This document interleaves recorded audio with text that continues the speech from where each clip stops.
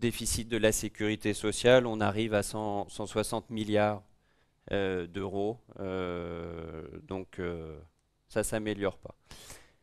Face à ce constat économique, les entreprises que nous sommes sont aussi confrontées à un environnement politique, un environnement réglementaire, un environnement législatif.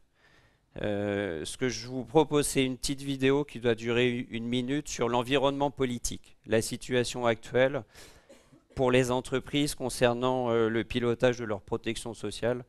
Ce qu'on est en train de vivre sur un truc un peu technique mais assez simple à raconter, le fameux accord national interprofessionnel qui a eu lieu là cette année sur la flexibilité et la négociation entreprise par entreprise, il y a tout le volet sur les complémentaires santé, vous vous souvenez? Oui, bien sûr. Au début, l'accord dit les entreprises fixeront elles-mêmes l'organisme de santé qui va assurer la complémentaire santé. Et puis quand on est allé à l'Assemblée, un amendement a été introduit dans le texte qui a dit on va pas faire comme ça, on va fixer au niveau de la branche le nom des organismes de complémentaire santé. Ça veut dire qu'on va pas mettre aux branches de coopter, de faire main basse, de faire une OPA sur cet énorme marché pour donner ça à des organismes gérés par les partenaires sociaux, des organismes paritaires. Les entreprises n'auront plus la liberté du... Non, non. Et on avait décidé qu'il y aurait des clauses de désignation de manière à ce que les branches décident qui allait s'occuper des complémentaires santé. C'est-à-dire faire main basse sur un colossal marché, qui est donc une pompe à fric colossale, et qui revient à un déni de concurrence réel dans notre pays. Le Conseil constitutionnel censure les clauses de désignation parce que c'est une concurrence déloyale et hontée. Et une ministre, dans une discrétion totale, Madame Marisol Touraine, est en train d'essayer d'aller contre la décision du Conseil constitutionnel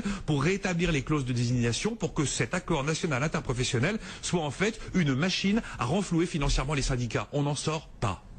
Dingue. C'est effectivement assez dingue, mais c'est la situation politique actuellement.